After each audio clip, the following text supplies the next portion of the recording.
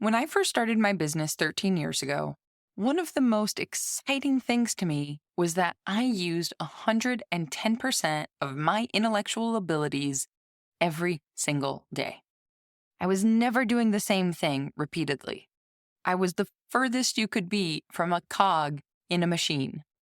One day, I was a social media marketer. The next day, I was a photographer. The following, I was a customer service representative. The list goes on, as so many of you know. And you can probably guess where I'm going with this. Because after 13 years, that 110% use of my brain every single day can get, frankly, exhausting. It kind of reminds me of when I would watch my grandma roll her eyes at my grandpa telling jokes. You know, over 50 years ago, she probably thought his sense of humor was sexy. But 50 years later, maybe he needed to work on some new material. That man could weave a story, though, let me tell you. But I digress. The point is, I think one of the most surprising things for mini makers pursuing self-employment is that brainstorming, troubleshooting, and all-around scientific methoding of experimenting, testing, observing, and then pivoting, well, it never really changes. The strategy you had for selling your pots 10 years ago might not work today. And it feels like you're back at the drawing board, almost starting from scratch all over again. And what you decide today, well, 3 years from now, maybe you have to change it again. Maybe in a year you have to change it again. This all being said, it is possible to grow and shift with the times. Because Katherine Mahoney has been doing just that across 3 different countries for the past 40 years. But before we get into how she's managed to figure it all out over 4 decades, a quick word from our sponsor. Hello, I'm Jeff, Executive Vice President here at Amoco Brent. Over 100 years ago, my grandfather founded Amoco. Today, my brother and I carry on his legacy. Our team works diligently to bring you the best clays, glazes, equipment, and more for your studio and classroom. This week's episode is brought to you by Amoco Brent. Please find your favorite Amoco or Brent product at your local distributor today. Thank you for choosing Amoco for all your clay and glaze needs.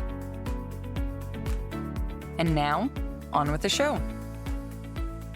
Welcome to the Maker's Playbook, the show where we talk all about what it's really like to make a living from the things you make.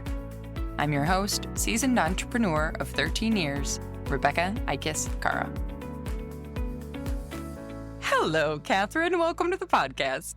Oh, hello, Rebecca. It's lovely to talk to you. We weren't just doing it for however long.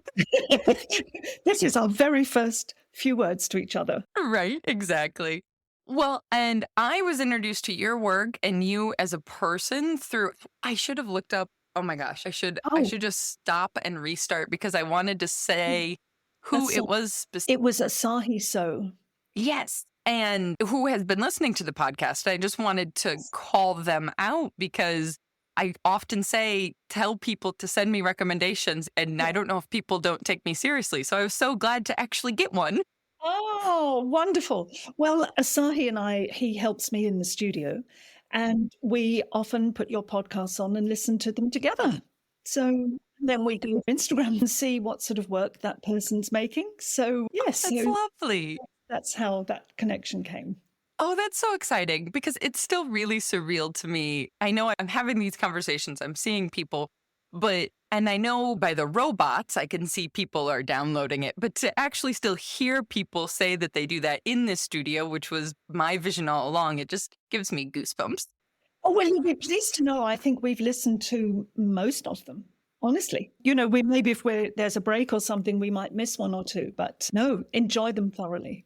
It does seem like I can't get them out there fast enough. It takes a lot less time to consume them than to put them together. Sure. Yes. And I imagine the sort of putting them together after we've had a chat must be enormous. The editing and so on. Well, thanks to the sponsorship that we have from Amoco, I was able to get some help. which has been huge because I don't think I could have kept up with the schedule the way we've been able to over the years without help because it does, it takes about 3 times as long as the episode. Oh, I can imagine. Well, it's a bit like taking a photograph, I think. It's one thing for a professional to take a photograph. It's quite another to, edit it and get it exactly right. Yep. Which, if anybody who takes my photo classes and tips from me is going to immediately think Rebecca teaches everybody not to edit. So I'm gonna bypass that. Okay. Because you're right. Trying to fix a photo takes way more time than just retaking it, better. It's like trying to fix a pot. Oh, and it's just, you took the words out of my mouth. It's exactly the same. If it's going wrong, just start again, throw it away, start again. Slice it in half and learn something. Yes, exactly. Well, before I've already gotten ahead of myself, we've dove right into it. So before we keep everyone in longer suspense, how would you introduce yourself to the people listening? Oh, well, my name is Katherine Mahoney, and I'm a professional potter of 40 plus years. Perfect. And since we were discussing time zones and seasons and whatnot, have you just been potting in Australia or you moved around a little bit? Am I remember correctly? Yes, I was born in UK and brought up there. And I took an apprenticeship with a potter there. And so I've worked in UK. I have my own pottery there with my younger brother. I moved to Hong Kong, did different things there, but all related to pottery. And I came to Australia about 25 years ago. Got it. Yeah. Got it. Oh, man, this opens up so many questions now because that's 3 distinctly different places to be practicing an art as well. So I imagine setting up shop in Australia over 2 decades ago now, I'm assuming there's some things you took from each place as a means of making it sustainable and actually being able to do the thing. Yes, I think the biggest thing that comes with you is the influences of where you've been living. Living in Asia, I think, had an enormous effect on my work. I'm not particularly conscious of it, but people are telling me that it has a big influence. And I think where you live as well has an influence on the colours that you choose for your glazes. So I've noticed that if you live in a colder climate, like when I was in UK, the colours of the pottery tended to be warmer and softer and lovely rich browns and creamy yellows and creamy whites. But when I moved to Hong Kong, completely different. It was so hot and often very humid there. So I chose a different colour palette. I choose lighter, sharper, cooler colours.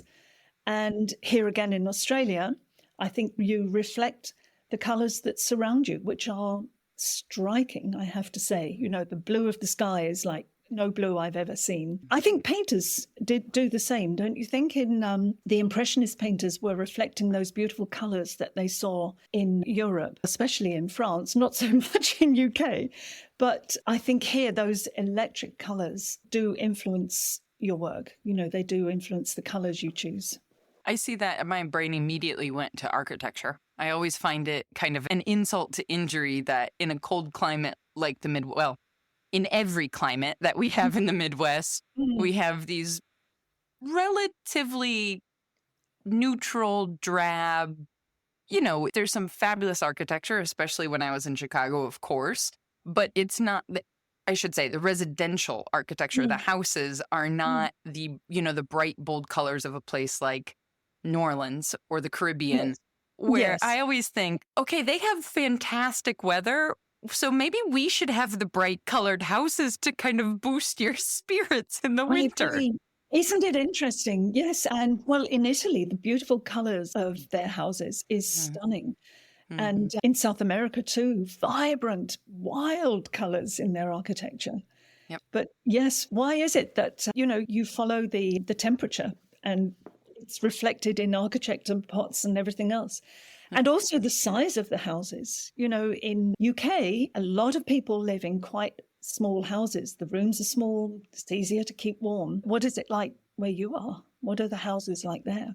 That's what's interesting, especially Francesco and I, because our house here in Milwaukee, by American standards, is very modest, right? I don't know what it is in metric, but it's roughly 1,000 square feet.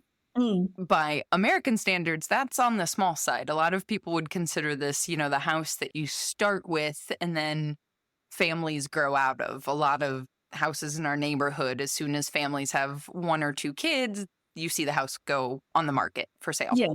Whereas by Italian standards, why would we ever grow out of this house? There's plenty of room.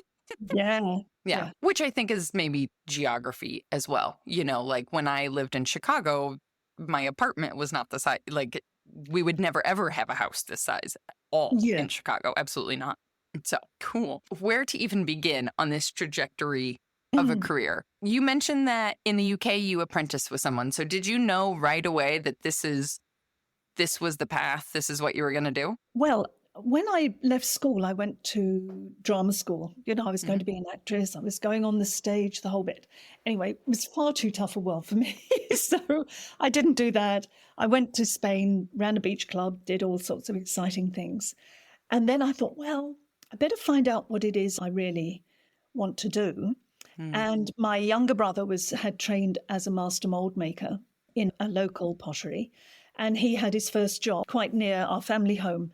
So I went to visit him, and that really was the turning point, because I just walked in and thought, wow, look at this. All the wheels were turning and the pots were stacked from floor to ceiling, all looking luscious and in rows and everything else.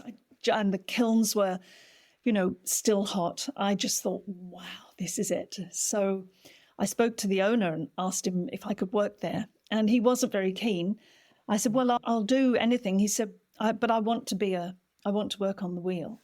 He said, well, you can come and work for me, he said, but you can work on the wheel in your own time afterwards. And, you can learn that way if you like. So that's what I did. And it was, I'm sure other potters out there are familiar with it. It was none of the lovely jobs. It was, putting the clay through the pug mill that was so huge. It was 2 arms above my head to pull down the handle. And, getting the clay slops laid out and getting the clay to the potters, and then slowly but surely doing, a little bit more. And then I did stay on afterwards and practice in my own time. And when I got to a certain standard, he helped to train me and eventually put me on the wheels. So, but I wouldn't give up. My mother, I think, was a little bit disappointed. She went, oh, are you sure you want this? Rather dirty, darling.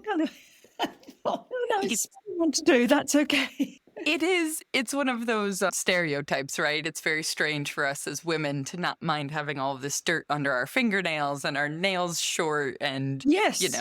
It's hilarious because for me now, I quite enjoy the fact that I can come to an industry that if I put on full makeup, it would kind of be strange. Whereas coming out of the wedding industry, it was like if I didn't have full makeup on, it was like, did you plan on coming to this event? Oh, dear. Yeah, no, it's amazing. But I mean, my mother was a painter and my elder brother was an artist and my younger brother was a potter. So, yeah, there's quite a lot of, dirty stuff going on. I will not cut that little quote just to be its own thing. We'll make sure that has context. Oh, shoot. I love it. How long did you stay on then with the apprenticeship? Well, look, I was with him for about 3.5 years. In the last year or so, I managed an annex pottery for him. And that was a place called Cranbrook Station Pottery. And it was built in an old railway station. So it was very charming. So the annex pottery was housed in 2 huge barns on a farm. And so I managed that annex for him. And then he decided that he would close that. So my brother and I took that over and ran our own pottery there. And, we were quite young, but very determined. We just worked like mad and we would sell the work any way we could. We went to markets. We got advice and help from a local council as to how to manage a small business. And we would sell through local shops and even through pottery parties. So we had somebody who would come pick up a load of pots. And Tupperware, how that's sold through party pots. I was wondering. Yep. Yeah, she would sell it that way. She would take it all out and they would order it. And then she'd come to us and fulfill their orders. I thought that was remarkably enterprising. Are you going to tell me you have a multi-level marketing company now? You're actually, Catherine's at the top of the pyramid scheme. You actually... It's insane. But That's no.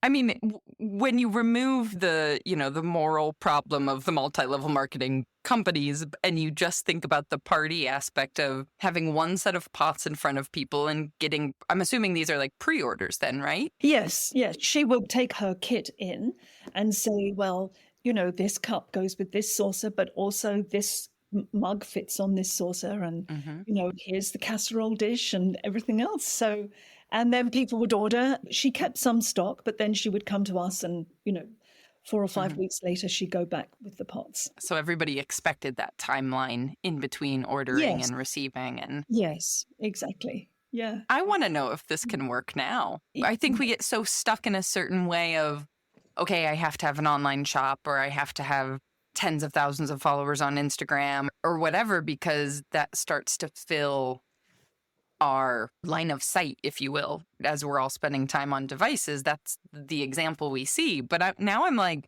can I have pottery parties? Like, I think even Lucy Ree used to have something like a pottery party. Her work would be, a host would show the work in his house and they would sell, through sort of private invitation, come to the house and buy her pots. So I Yeah. think she was the one who first started pottery parties at home, I think. like, are you still doing them? I want to bring this back. No, this was in the UK, a rather enterprising lady who did it.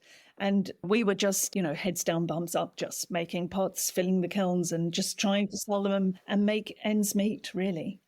Yeah.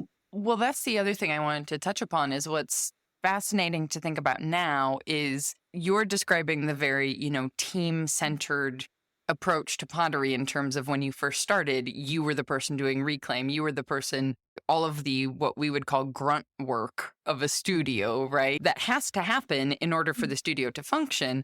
And now there's such a resurgence of pottery, which is wonderful, but it's also so, I don't know, I think the common story is so individualized, right? It's the one person in their shed on their own. And when you think about all of those tasks, how many people were potentially a part of that studio that you apprenticed with originally? Yeah. And somehow we're expecting ourselves to fulfill all of those roles. It's huge, isn't it? Yes. Sometimes I sit back and I think, oh, I wonder why I haven't finished that, those particular things for an order.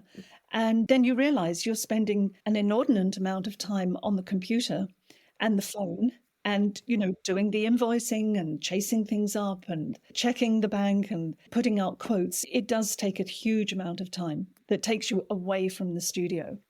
But I'm a bit of a workaholic, or a potaholic, I should say, because I am wedded to the studio. I do sort of work most days of the week, all day. It does seem to be, as I've had these conversations over the last couple of years, especially talking to people who have been doing this for, years or kind of a life calling, if you will, it does seem to be much more of a lifestyle than just a career.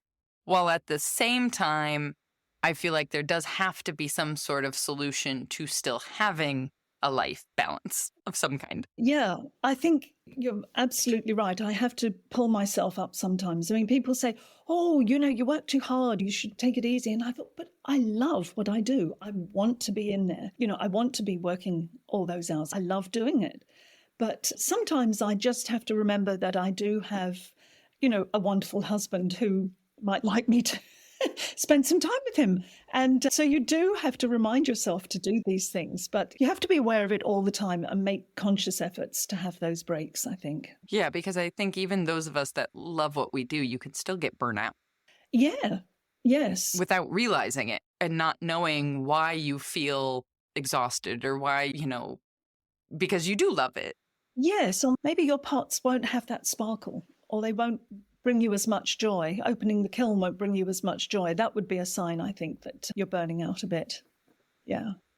Or even, one of the conversations that tends to keep popping up is around finding that unique style or that unique voice and realizing so often that inspiration doesn't typically come from burning the midnight oil and constantly working away, right? It comes from a walk on the beach, like back to the initial conversation. You can't get the inspiration of the colors around you if you're not outside. Yes, you're absolutely right. So I think, yeah, inspiration does come from what is around you. Even if you're not conscious of it, you're absorbing that. And I think, and history, going to museums, looking at history, getting your inspiration there, not from your Instagram feed.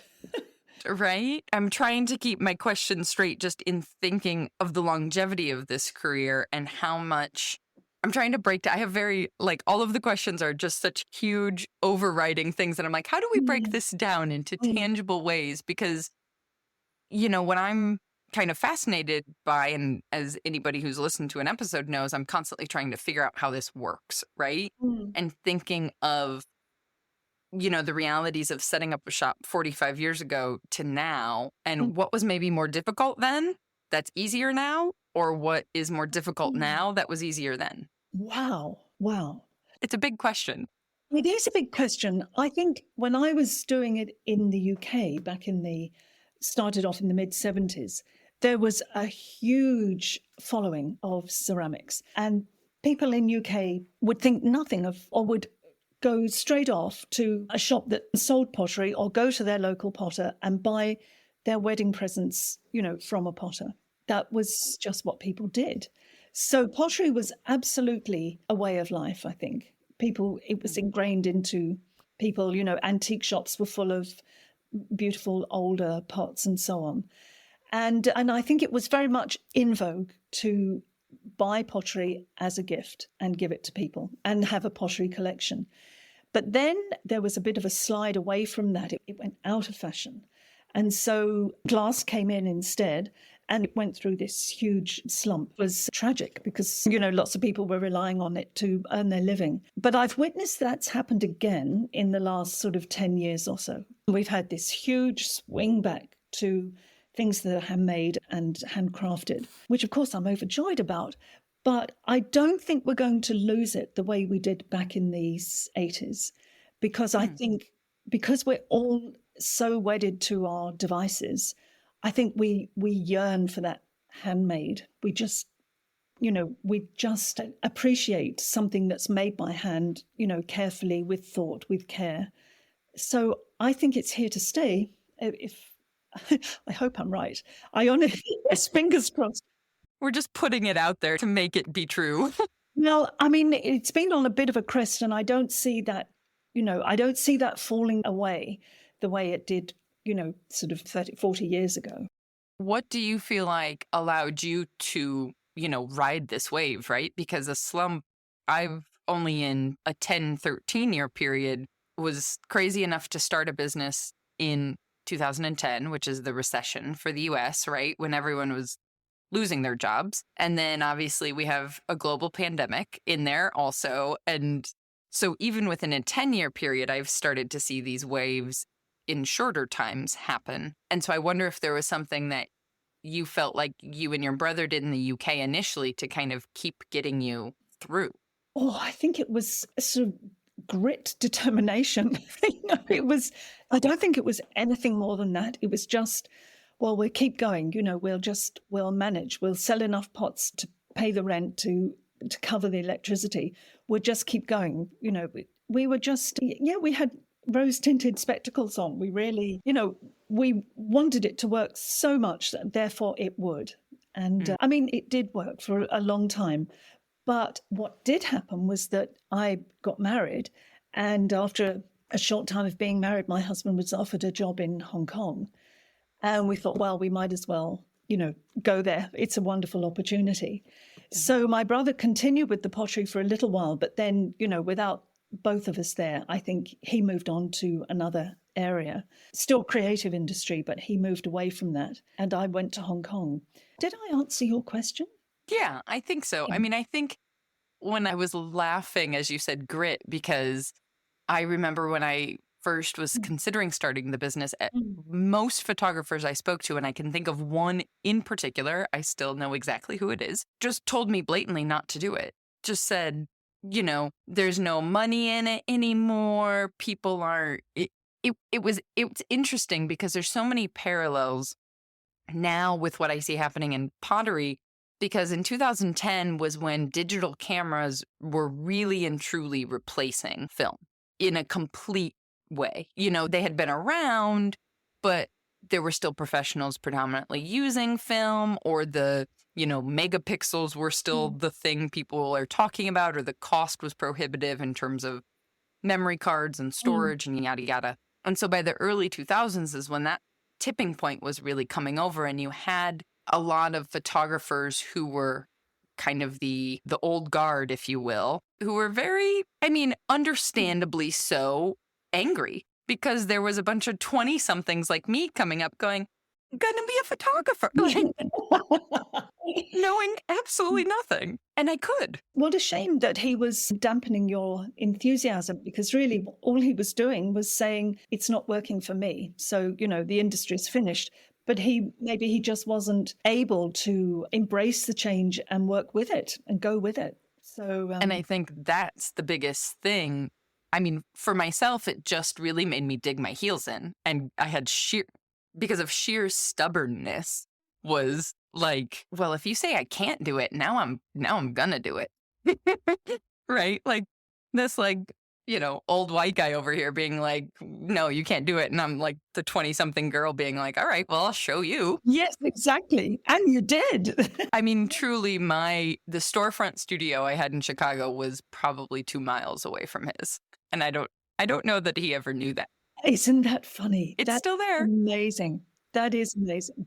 Yeah, on accident, but I didn't even realize it. There's a lot of that around, isn't there? That really you have to be able to make changes. You have to adapt. You can't just go on plodding on doing the same old, same old. Well, those mugs sold 40 years ago like hotcakes. I don't know why they don't now. Well, there's probably a very good reason they don't. Yeah, absolutely. Fit the coffees. So talk us through a little bit then the trajectory of, your time in Hong Kong, because you were saying you were still in ceramics there, and then moving and restarting, because basically you've started this career 3 times, more or less. Yeah. Well, haven't paused it, put it that way. Sure. Yeah. Well, going to Hong Kong was a big wake-up call for me. I think I was, a little bit extraordinarily naive. I thought that I would be going to Hong Kong, China, and actually learning from sitting at the foot of the great master and, worshipping him, bringing in his clay and learning. But of course, Hong Kong being such a huge metropolis that it is, there was none of that. And so instead of me being the student, I became the teacher. So I moved into there. I taught at the Polytechnic and so on, and taught a really wonderful group of people who were often teachers or graphic design students. The teachers in particular wanted to know more about clay so they could teach it in schools. So there was an absolute wealth of talent, extraordinary. And that has subsequently grown exponentially. The amount of talented potters over there with their own studios, and if you have ever been to Hong Kong, you know how extraordinarily difficult that would be. Accommodation is small and very expensive. But these students have absolutely grit determination, and they've created their own studios, teaching studios, carved out their own careers and exhibit regularly. But in those early days, ceramics wasn't even accepted by the museums there and the art gallery, the major art gallery. So we lobbied to get that ceramics recognised as a medium. So it's now in those galleries. And K.S. Lowe set up a tea wares museum over there. And I became involved with that to a degree, helping set that up and competitions so that, ceramics was a major part of that. And then we started the Contemporary Ceramics Association, which is going strong now, has lots of members and a huge following, which is pretty amazing. But luckily for me, living in Asia, I had the chance to travel a lot. And that's where I saw all those, beautiful, beautiful Korean pots, Japanese pots, Chinese pots. I mean, it was such a privilege. And a trip to the museums there was second to none. You just you almost feel like bowing down in front of these classic pieces. So it was the most incredibly fortunate place to be. I did start selling my work there. First of all, I started with a small, crafts market, and people would come in and maybe buy a little cup. And then I'd found out years later that a mug, for example, would be on a shelf in their house. I say, oh, don't you use that? And they go, oh, no, it's too precious to use. And you think, oh, no, it's there to use. You might enjoy it more if you use it. So basically, I moved from doing tableware to more one-off pieces, which again was very lucky for me. So my work became more one-off and sold in galleries and exhibitions as opposed to tableware. And then when I came over to Australia, I slipped back into mostly tableware. This is the interesting divide that I find.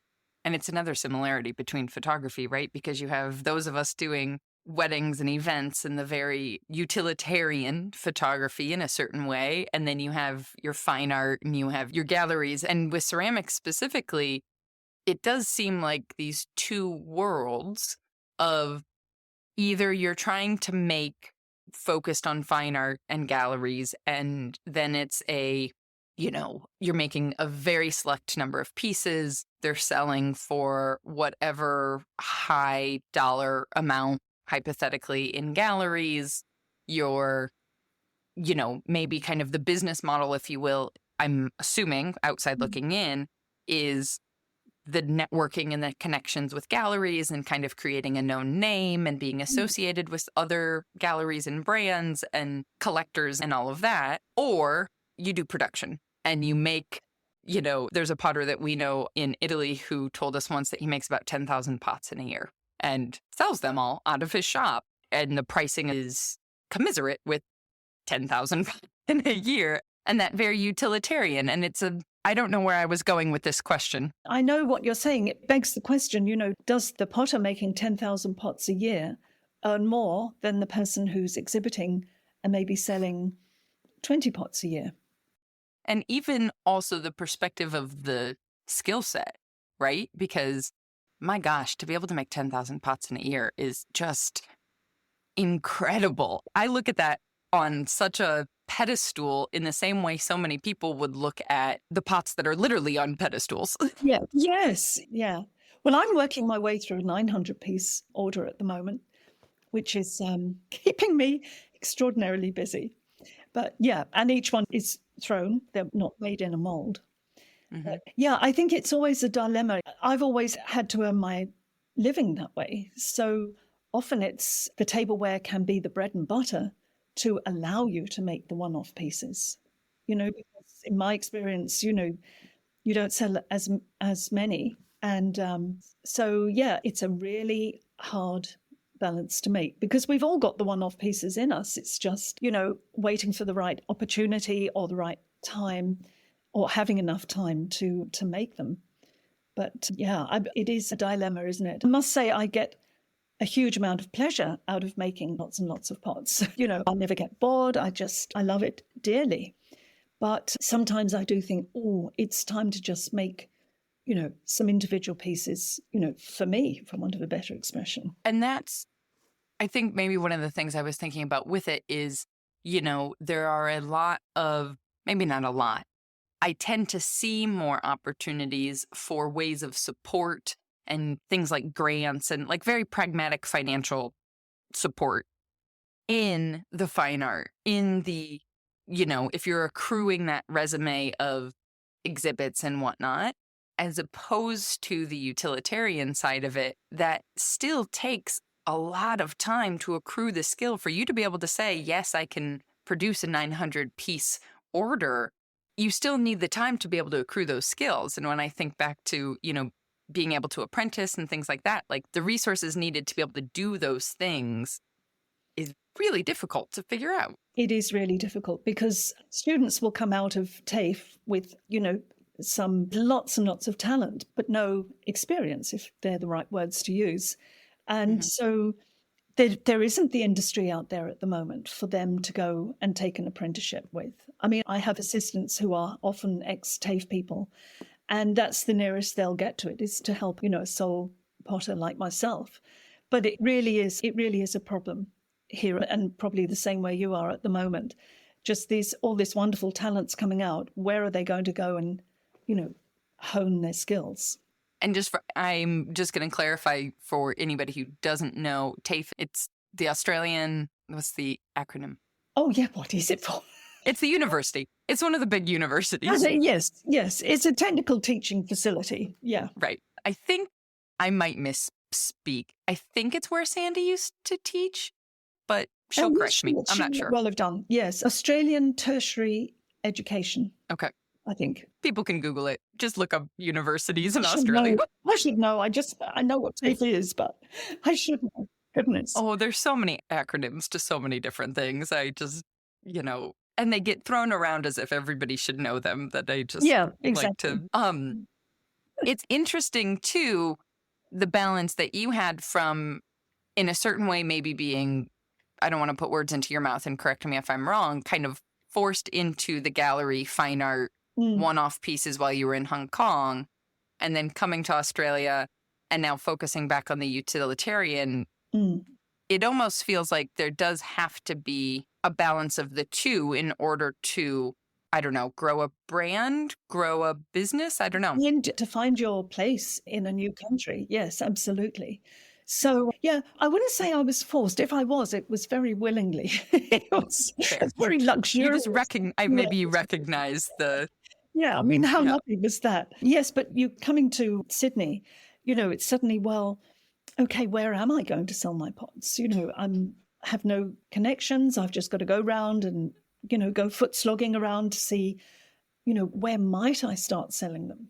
And, where is a market for my work? Is it going to be in the galleries, or is it going to be, with one-off pieces, or is it going to be the tableware? So to be honest, I tried both, but it seemed to for me, it just seemed to slide into tableware. That seemed to be where I could make the most impact. Well, and 25 years ago, just to be clear for everyone, this was before this big curve now has started, right? Like, it wasn't the popular thing at that time. That's right. So, yes, it wasn't so popular. So, you become very creative. I went out to a thing called Arcadian Artists, which is you go out into the countryside, and at each person's house is maybe half a dozen craftspeople. And people would get in their cars and do a little tour and go around. And that was good. It introduced me to all sorts of people. And in fact, I'm still doing it even now because, your return customers come and you build friendships through it and so on. But then you go slogging around, the regional art galleries and saying, knock on the door, any chance you can take my pots. But now you don't do that because they're so busy and swamped with people doing that. Now you have to apply, online with good photos, which, are hugely important to have good photos. If you don't have good photos, you're not going to make an impact. So I did learn very early on that for me, it was a good idea to employ a professional photographer. It is an indulgence. Well, no, that's not true. It's not an indulgence. It's a necessity, I thought. And I still do think that there are certain times where only a professional photo will work. And I have this lovely guy, Greg Piper, who seems to be on the right wavelength and takes beautiful photos. And so if you're doing an exhibition, for example, if you've got good professional photos, they're the ones that will get published and used. But the dilemma then is with the advent of Instagram, one can't afford to have professional photographs on there every day. So I need to come on your course, Rebecca. I'm desperate. It's just, oh dear, sometimes I just cringe. I think, should I really put that photo up? But people are very polite and say, oh, at least your feed is authentic. I thought, oh, well, that's very polite. That's very authentically atrocious. That's authentic reminds me of when I joke all the time that when I was little, I was called bossy. But then all of a sudden, when you become a teenager, they call you a leader. And it was like, wait, no, I didn't actually learn how to be a leader. Nothing changed. Just all of a sudden, now I'm like, wait a second. Exactly. No, and close friends and family will still remind you that you're bossy. Yeah. My mom literally bought me a T-shirt that said, I'm not bossy, I am the boss. Because now I am. Love it. Oh, I love it. Oh, shoot. Mm-hmm. No, that was something I saw, getting into the clay community and inspired the course in many ways because I'm looking at ceramics and business with Francesco, knowing enough about business, knowing enough about how to work the spreadsheet to look at, pricing and profit margins and all of that in the sense of just being viable, not in the sense of having some exorbitant profit margin, but just looking at it going, hold on a second. I know how much I have to charge for my time as a photographer, and I'm looking at the price of these pieces thinking, how in the world, how do these dots connect? Because unless you're doing really high-end gallery work of four-figure pieces that are, 20 on display and you're probably going to sell all of them. I'm exaggerating, obviously. I don't charge that much for photography, but you get the point. In that situation, you've probably got a wonderful, experienced gallery owner who can advise you as to what price they think you should put on your pots. But when you're, making more humble items, I learned very early on, I went on a course and it was a council-run course, and they taught you about how important it is to price your pots and get it right. So I have a spreadsheet even now. And what I do is, first of all, I see how much clay each pot takes, because as you know, if you're doing production work, everything is weighed and measured.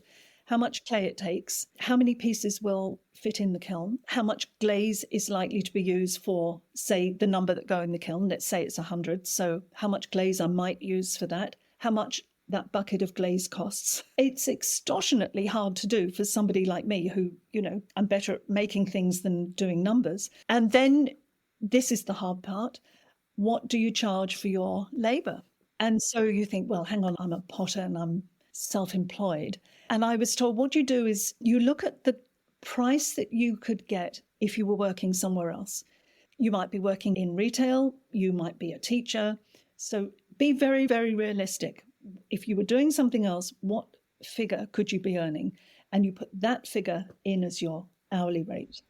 Oh, that's interesting. That's different than what I was. It's interesting because maybe you might not be trained to do anything else. So maybe, you need to be realistic about it. Then you time the work, how long it takes you to make a batch of 30 or whatever. And again, you have to be very, very realistic about it. And then you put in the profit margin you'd like to see. And then it comes out with a sum at the bottom. And you think, oh, okay, so that pot costs me X number of dollars. And with my profit margin and being paid for my labor, another figure comes up. So you know exactly what you've got to charge for your pot to get your money back. And sometimes it's surprisingly devastating. And sometimes you think, oh, I hope I sell lots of those because, it's quite a comfortable pot to make and so on. But all of that can go right out of the window because you have to do your homework. You have to go and look in every gallery, every shop, every market and see what the market price is. Because I think the bottom line is, what can the market bear? So you might need to charge, for argument's sake, $100 for a piece. But if the market value is around 80, you have to be aware of that and make adjustments. And I think you have to accept that you're never going to be hugely wealthy as a potter either. But you will have the most, wonderfully satisfying life and enjoy your work and want to get up and do it every day. But yeah, it's that nasty little one. What will the market bear is the tough one. I was writing down notes because there's a couple of things I want to come back to with that, because what's interesting to me, especially now with people buying pottery online, before you ask what will the market bear, you have to define who your market is, right? Because there will always be, and the same has been true with photography. When 13 years ago, when I charged pennies for my time, truly, I mean, when I figured out my hourly rate, what I charged and how many hours I put in, I was paying myself less. It would have been better if I was working at Starbucks. Let's put it that way, right? Absolutely. And so not sustainable, grossly undercharging. There were still people in that time who told me it was too expensive, right? Now I charge about 4 times as much and am booking at that rate. And there are still people, of course, that are, so I feel like there will always be someone who thinks it's too cheap and maybe doesn't purchase it then because they're skeptical that it is that cheap, or someone who thinks it's too expensive and obviously doesn't purchase, especially with the internet, you have to really define who your market is and target that clientele, right? Absolutely. I've had all of that thrown at me over the years so often. Oh, your pots are far too cheap. You should charge more. And I think, but hang on, I do sell them. They do sell. I'd rather sell them than have them stacked up. And too expensive. I don't often get that. But then, if your work's in the right place with people who understand what they're buying, they won't throw that at you. But I must say, I would say 90% of my work is wholesale. So by that, I mean, I sell to galleries, like regional art galleries. My work might be in their gallery shops. I sell to private galleries, and I do a lot of collaborations. So that often means restaurant work. So I will go to talk to the chef and make work specifically for his restaurant or his wine bar or wine tasting lodge. And so I guess it is mostly wholesale, not retail. I mean, I do have a selling website that my son built for me when COVID hit, because I thought, where is the next pottery dollar coming from? I was terrified. And look, it worked out very well. But there's a lot of work in retail. If you're selling directly, oh my goodness, a lot of work. You've got to wrap it beautifully. And maybe you've got to wrap 1 or 2 items and not 50, 900. Yes, 900, absolutely. Yeah, it's interesting finding your niche and what works for you. I wouldn't be without the website. It is Instagram and the website are the most fabulous promotional tools, because people will look at them and say, oh, yes, I saw that on Instagram. They don't necessarily buy through Instagram, but they talk to me and say they've seen it there. Oh, there's so many gems. I have lots of notes now. And I also realize, it's morning for you. Do you have a time you need to get, do we have a hard stop time that I need to be aware of before I dive down this list? My day, I usually walk in the morning with a friend. She's on standby, so she understands. Oh no. Okay. No, that's absolutely not a problem. And after a little phone call, which you might have heard, my phone is on silent. So no, I'm yours. Yeah. Well, I'll remain conscious, though. I don't want her sitting there twiddling her thumbs for hours. But it's necessary. I don't have an assistant today, so we can walk in the afternoon if we don't manage this morning.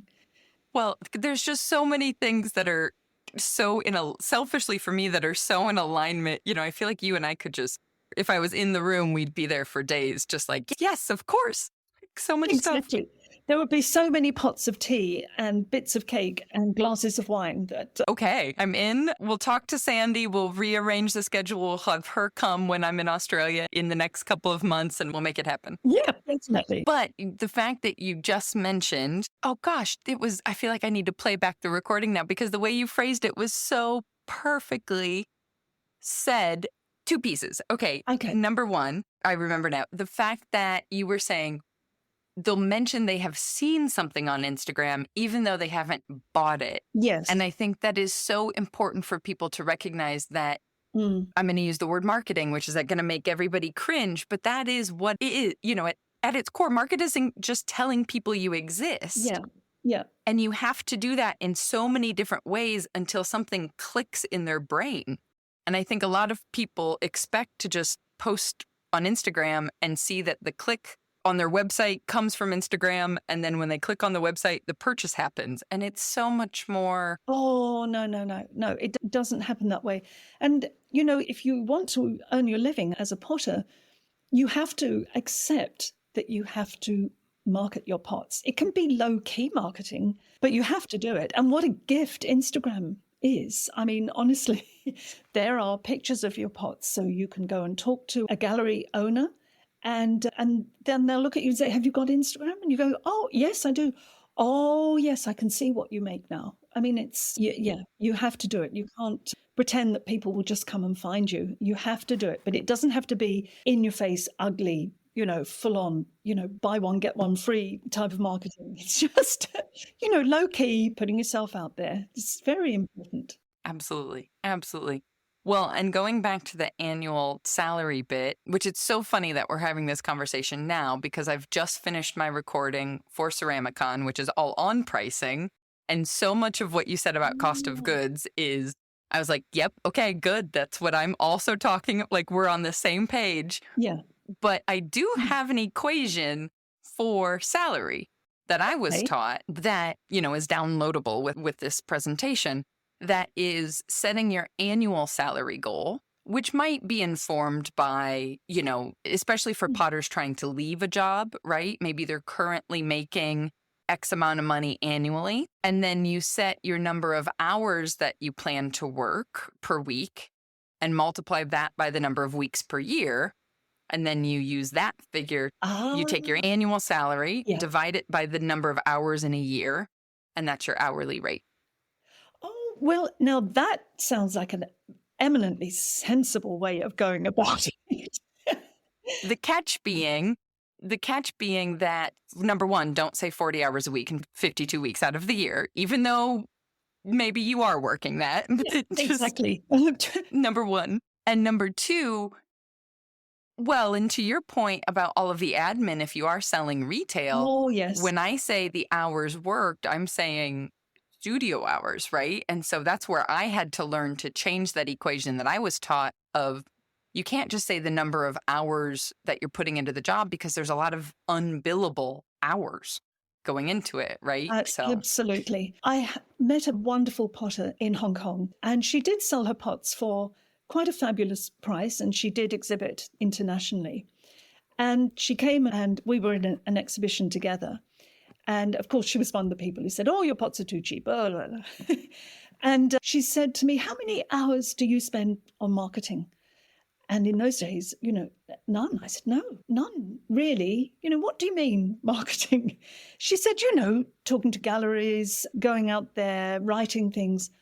Oh, not really. Oh, she said, well, mine's 70-30. I said, oh, 70 making, 30 marketing. No, she said, the other way round. I thought, wow. That was a salutary lesson. I've never really worked out what mine is, but, if marketing is, talking to customers and sitting down with them and working through collaborations, it's probably a high percentage, actually. And the other one, while we're on the subject of pricing, what about packaging? I never, when you price a pot on my little spreadsheet that my lovely business advisor talks to me about often, I never put in packing. So you get a nice big order or a little order, and I can spend half a day with Asahi packing and packing and packing.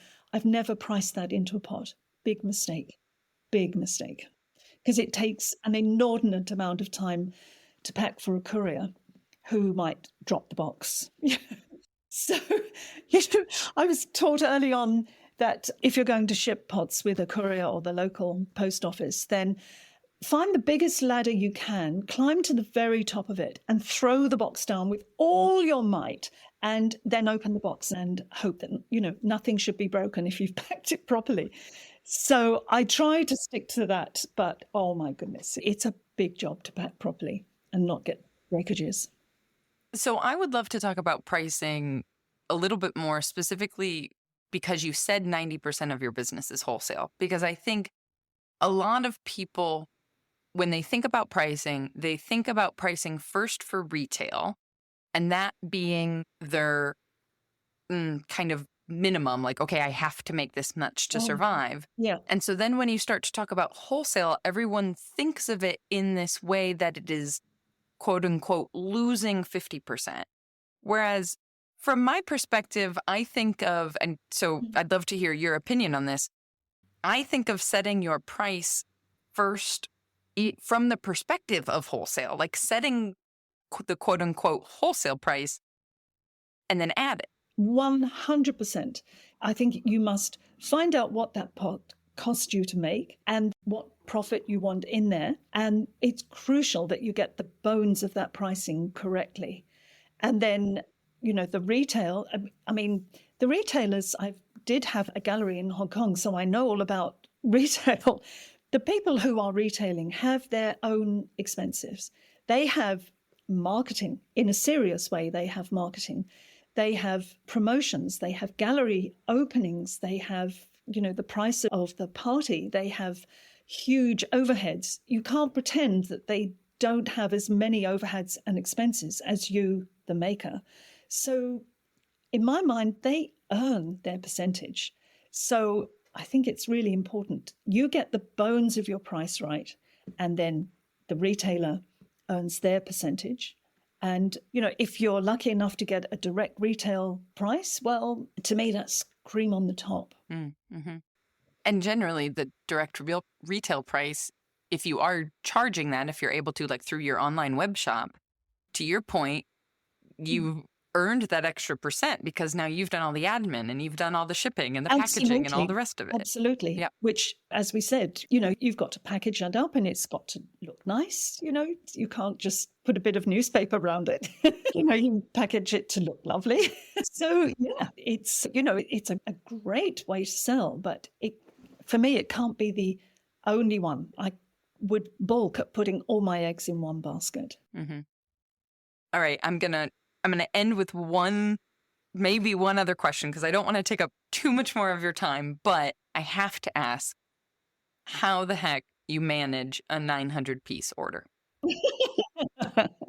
Wow. And how you manage the expectations of the client, because I imagine the timeline for that is quite long.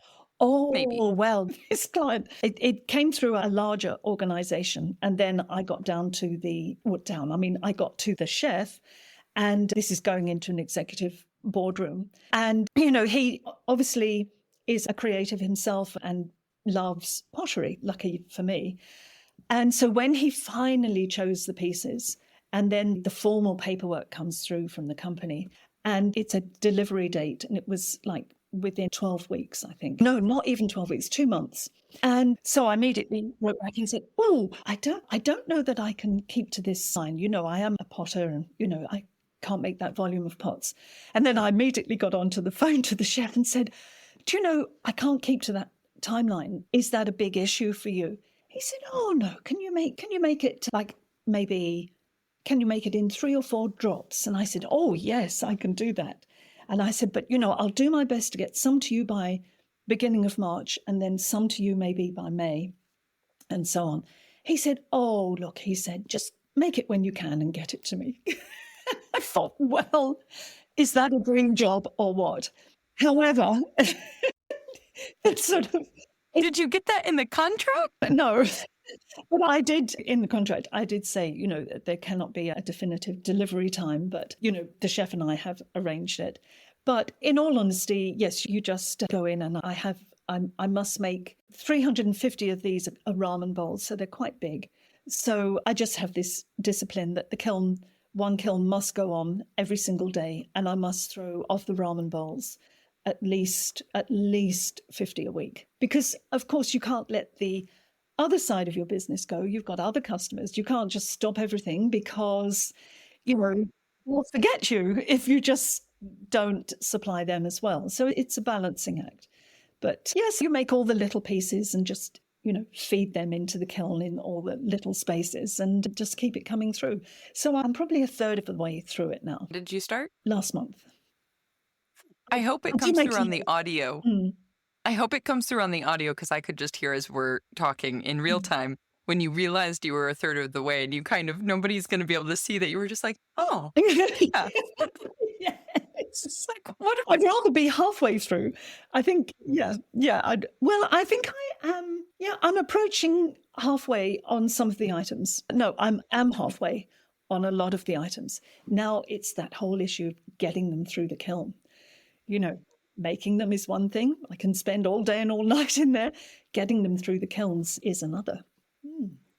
I mean, this has been the hardest learning curve for me coming out of, I know photography so well. I can promise my clients I give them an exact date they will see their photos before their event even happens because I know exactly how long it will take me. Even when last summer my computer crashed and I had to completely replace my computer, I could still stay on time.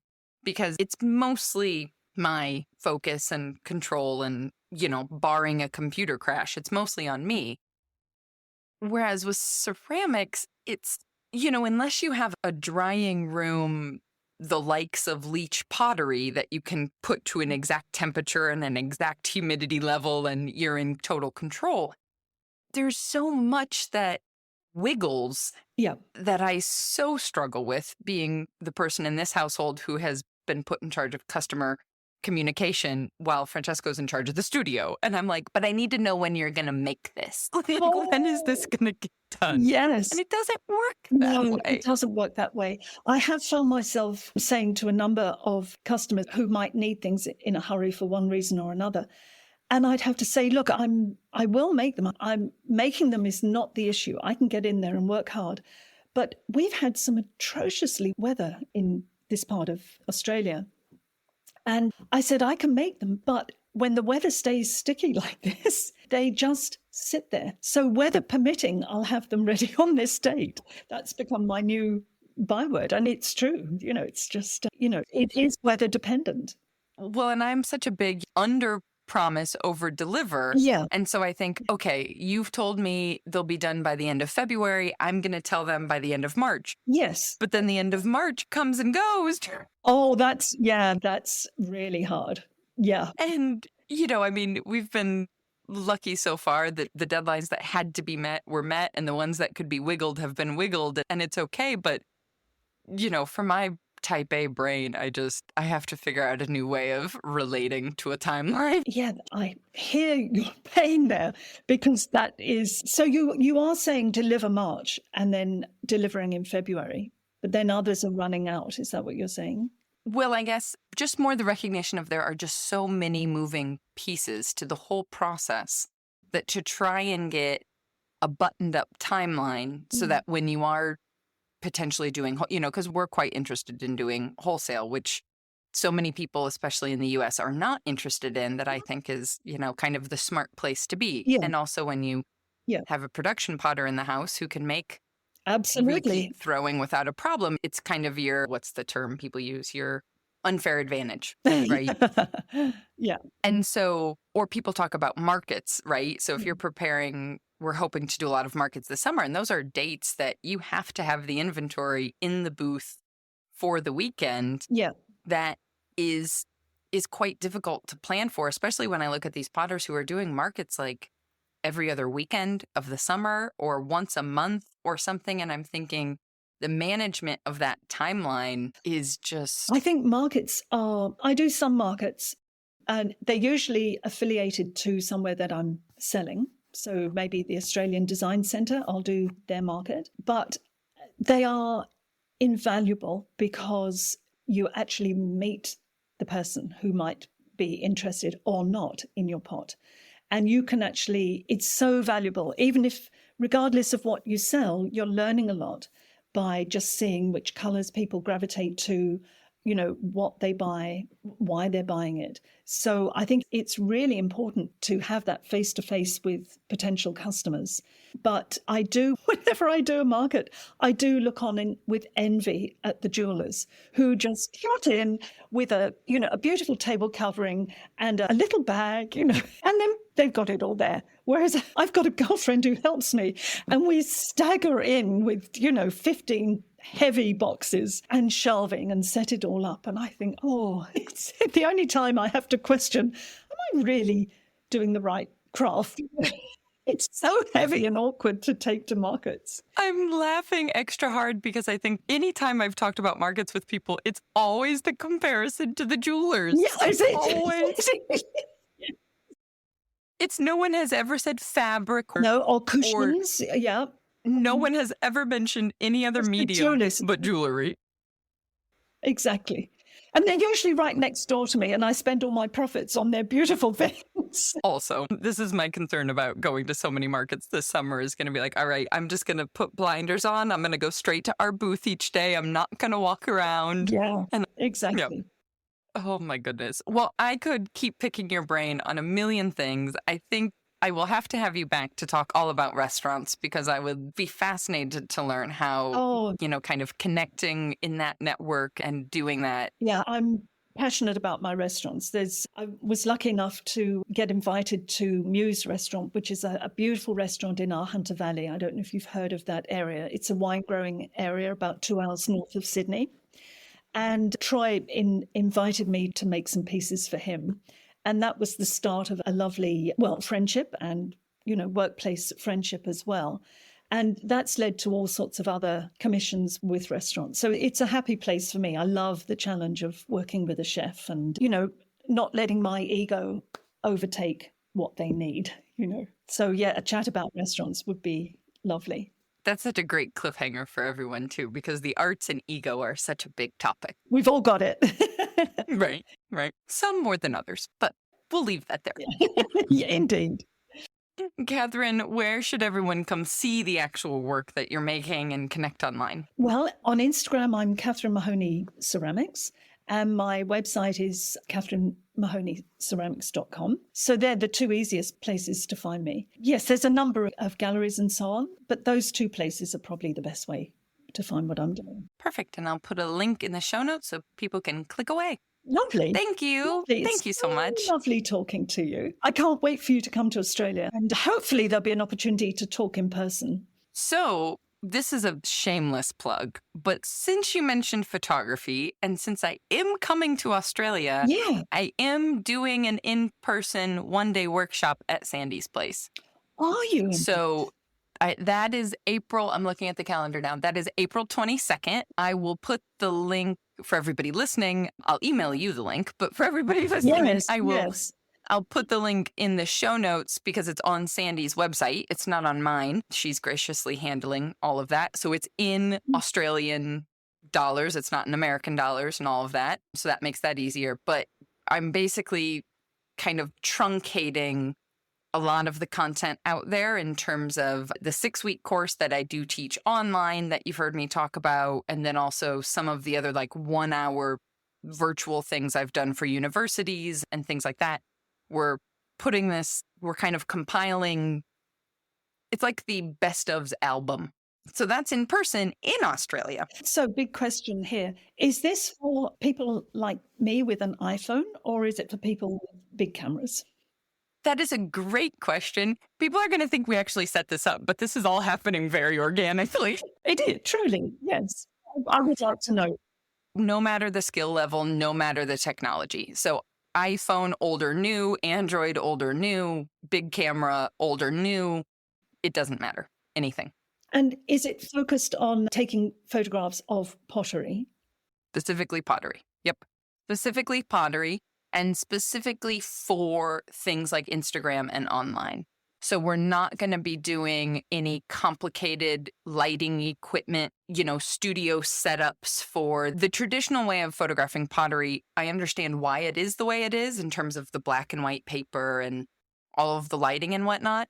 But I find, especially for people just getting started now, not many people have access to that many resources. So I've really built this to make sure I'm not bringing loads of equipment. I'm going to be finding props and backgrounds and things at Sandy's. So it's very much meant to be a real world experience of what do you have at your disposal already and how can we make that fabulous, the best it can be? Because it's always surprising for people to hear that I can teach a group of both regular cameras and iPhones and all the mix, because ultimately most of getting a better photo isn't necessarily contingent on the equipment. Oh, that's very good to hear. I bought one of those little light boxes, they're fabric and you set them up. And I thought, this is and they going to be tell you, answer. Well, yep. You can only put an egg cup in it. It's useless. So that went in. They're always smaller. They're always marketed as the world's solution to photos.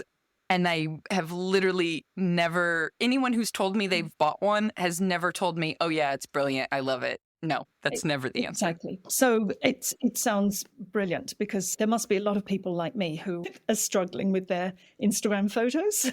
And we're going to have heaps of time for practice. So it's not going to be a day of lecturing and then you have to go home and try. We're going to have lots of time. And then we've even added in an hour at the end that if people need to leave for travel or get home, they can. But if you want to stay on and practice even more, then you can do that. You bring your own pieces to photograph, or you'll set up? Okay, you do. So I've recommended, and you'll see on the link that I'll send everybody, you bring your own camera, so whether that be a phone or a regular camera, and then bring one piece, either, maybe one or two, either that's representative of most of the work that you make, or if you want to bring, something that's just driving you bonkers to try and, like, the thing you're struggling with the most kind of thing. Yep. Bowls. How do you photograph a bowl? Exactly. Classically hard one, isn't it? Yep. So there'll be all sorts. So I've now made the end of this lovely conversation a total sales pitch, but it would be great. It would also just be great to see you in person. Oh, so. I would love that. I really would. It's been such a pleasure talking to you today. Well, I have let the metaphorical cat out of the bag, or perhaps more appropriately, the kangaroo out of the pouch, maybe? I don't know. Anyway, in all of my excitement talking with Katherine, it's true. We are coming to Australia. Francesco and I will be visiting the Southern Hemisphere for a couple of weeks, and thanks to our lovely friend Sandy Lockwood, I will be hosting a one-day photography workshop in Balmoral. It's happening on the 22nd of April, and spaces are super limited because we have made sure that there is plenty of time for hands-on practice. If we sell out on the 22nd and there is still enough interest, we might be adding a second date on the 23rd.